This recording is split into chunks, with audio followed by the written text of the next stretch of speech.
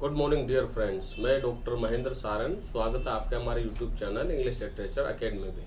Dear student, आज हम इस वीडियो में चर्चा करने जा रहे हैं क्योंकि एमए के एग्ज़ाम चल रहे हैं प्रीवियस के और तुम्हारा 1.5 घंटे का पेपर है, तो उसी के अनुसार आज हम इस वीडियो में फोर्थ पेपर को लेकर डिस्कस करेंगे, जिसमें थर्ड पेपर के बारे में भी तुम्हें संक्षिप्त विवरण दिया जाएगा। तो अब वीडियो को शुरू करते हैं। वीडियो को शुरू करने से पहले आप लाइक और सब्सक्राइब जरूर करें। तो डियर स्टूडेंट, अभी आपके फर्स्ट और सेकंड पेपर 2 पेपर हो चुके हैं। अब हम थर्ड पेपर और फोर्थ पेपर को लेकर डिस्कस करेंगे। तो जैसा कि मैंने बताया था कि थर्ड पेपर में आपको विलियम कॉलिंस की 2 पोइम है, ode to simplicity, ode to evening को लेके आपको लर्न करना है, और थॉमस ग्रे की जो पोइम है Eton college my favourite kitten death, उसको लेकर के आपको याद करना है। और सेक्शन बी में मैंने आपको एस.टी. कोलरिज की क्रिस्टाबेल, कुबला खान के बारे में मैंने आपको बताया था, और जॉन किट्स की जो पोइम है उनके बारे में, और एक बुदरिंग हाइट के बारे में। आप इसके पूरा का पूरा अच्छा नोवेल है, बहुत अच्छा नोवेल लिखा गया है, जिसमें हिथक्लिफ जो रहता है वो एक मेन कैरेक्टर के रूप में भी रहता है और एक हीरो के एक विलन के रूप में रहता है। अब हम डिस्कस करते हैं फोर्थ पेपर को लेकर के। फोर्थ पेपर तुम्हारा आगे तक पोस्टपोन हो गया है। अभी कब लगेगा एग्जाम, इसके बारे में भी डेट नहीं आई, लेकिन जल्दी इसकी डेट डिक्लेयर हो जाएगी। तो आप फोर्थ पेपर को लेकर भी निश्चित रहिए।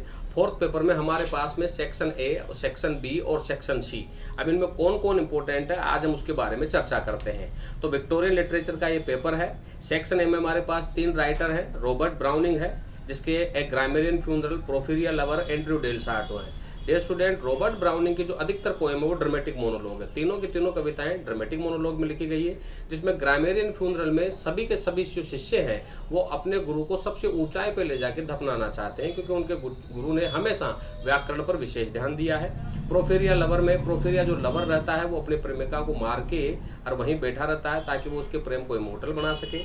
एंड्रिया डेल सार्टो में वो लुक्रेजिया से प्रेम करता है, लेकिन लुक्रेजिया उससे प्रेम नहीं करती है। तो एंड्रिया के फाल से असफल प्रेम की कहानी है, ये बहुत अच्छी कहानी है।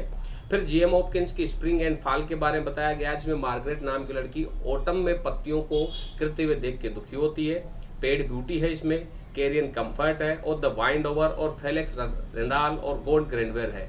इनमें अधिकतर कविताओं में पेस्टोरल ब्यूटी को बताया गया है। तो मैं आपको सेक्शन ए में रॉबर्ट ब्राउनिंग और जी.एम. हॉपकिंस को लेकर सजेस्ट करना चाहूँगा। इसमें एलिजाबेथ बारेट ब्राउनिंग है, लेकिन इसकी अरोरा लीज जो है ये बहुत डिटेल में है, तो इसीलिए मैं आपको एक संक्षिप्त में बताना चाहूँगा कि आप सेक्शन ए में से रॉबर्ट ब्राउनिंग और जी.एम. हॉपकिंस को लर्न कीजिए। अब बात करते हैं सेक्शन बी की। सेक्शन बी में से आप मैथ्यू अर्नोल्ड के द स्टडी ऑफ पोइट्री, बहुत ही अच्छी क्रिएशन है, उसे लर्न कर सकते हैं। हालांकि सेक्शन बी में मैथ्यू अर्नोल्ड की द स्टडी ऑफ पोइट्री है, वाल्टर पेटर की द पोस्टस्क्रिप्ट्स है, और ऑस्कर वाइल्ड का the importance of being Earnest है। डियर स्टूडेंट, मैं मैथ्यू अर्नोल्ड और ऑस्कर वाइल्ड दोनों की सलाह देना चाहूँगा, लेकिन मैं फिर भी इसमें मैथ्यू अर्नोल्ड को बताना चाहूँगा कि इसे आप अच्छे तरीके से लर्न कर सकते हैं, क्योंकि इसमें पॉइंट आउट करने के कई तरीके हैं। अब चलते हैं सेक्शन सी में, जो चार्ल्स डिकन्सन के द्वारा लिखी गई कहानी है, अ टेल ऑफ टू सिटीज, बहुत अच्छी कहानी है। फ्रांस और इंग्लैंड को लेकर कहानी इसमें बताई गई है, जिसमें डॉक्टर मैनेट रहता है और एवरमांड के ब्रदर्स रहते हैं, और इसमें डॉक्टर मैनेट की जो बेटी रहती है लूसी रहती है, जारविस लोरी रहते हैं, ये बारसद रहता है, और इसमें चार्ल्स डार्ने रहता है। तो इस तरह की एक रोमांटिक लव स्टोरी है, जिसमें किस तरह से लूसी अपने पापा, अपने पेरेंट्स को बचाती है, अपने फादर डॉक्टर मैनेट को बचाती है, किस तरह से अपने प्रेमी को, उसके पति को बचाती है। तो उसकी बहुत अच्छी कहानी है। और जेन ऑस्टिन का बहुत ही अच्छा नोवेल है, जो 1812 में लिखा गया, पब्लिश 1813 में हुआ, प्राइड एंड प्रेजुडिस, जिसमें 2 परिवारों की कहानी है, बिंगले फैमिली और मैनेट फैमिली। मैनेट फैमिली की 5 लड़कियां हैं, और बिंगले जो है वो अपनी बहन और अपने जीजाओं के साथ ये वहाँ पे राजिंग्स पार्क में रहने आता है, और किस तरह से ये परिवार एक दूसरे से मिलता है और किस तरह के उतार चढ़ाव होते हैं। बहुत ही एक रोमांटिक नॉवल है। और थॉमस हार्डी का बहुत ही अच्छा उपन्यास है, टेस ऑफ दी अबरवेल्स, जिसमें टेस एक लड़की रहती है इसका मेन कैरेक्टर में, और किस तरह से वह अपनी सोशल लाइफ को डिनाई करती है, किस तरह से उसे समस्याओं का सामना करना पड़ता है, और एक लड़की के संघर्ष की कहानी को थॉमस हार्डी ने बहुत अच्छे तरीके से बताया है। तो आप सेक्शन सी में से तीनों नोवेल अच्छे हैं, लेकिन मैं अ टेल ऑफ टू सिटीज और प्राइड एंड प्रेजुडिस के बारे में आपको कहना चाहूँगा। दोनों बहुत अच्छे नोवेल हैं, और दोनों में से आप बहुत कुछ लिख सकते हैं, इसीलिए मैं आपको सलाह इन दोनों नोवेल की देना चाहूँगा।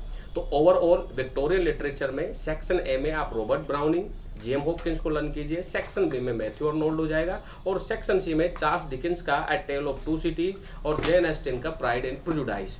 डियर स्टूडेंट, इनमें से किसी भी बच्चे को किसी भी तरह की कोई तकलीफ रहे, कोई कुछ जानना चाहे, कुछ इंक्वायरी करना चाहे, तो मेरे से कमेंट बॉक्स में लिख के मुझे बता सकता है। इनके नोट्स अगर कोई भी स्टूडेंट लेना चाहे तो इसके नोट्स उपलब्ध हैं, किस तरह से लिखना है, किस तरह की मार्किंग, तुम्हें अच्छे नंबर लाने हैं, बिना पॉइंटों के कोई भी आंसर न लिखे, सारे बड़े प्रश्नों के आंसर विद पॉइंट दीजिए, पॉइंट टू पॉइंट लिखना होगा तुम लोगों को। तो इस तरह से आप पेपर को कंप्लीट कीजिए। कोचिंग इंस्टीट्यूट से आप नोट्स प्राप्त कर सकते हैं। हमारे गूगल पर इसके नंबर दिए, कोचिंग के नंबर दिए हुए हैं, वहां से आप नंबर लेके हमें कॉल कर सकते हैं। तो वीडियो को लाइक और सब्सक्राइब जरूर करें। थैंक यू वेरी मच, धन्यवाद।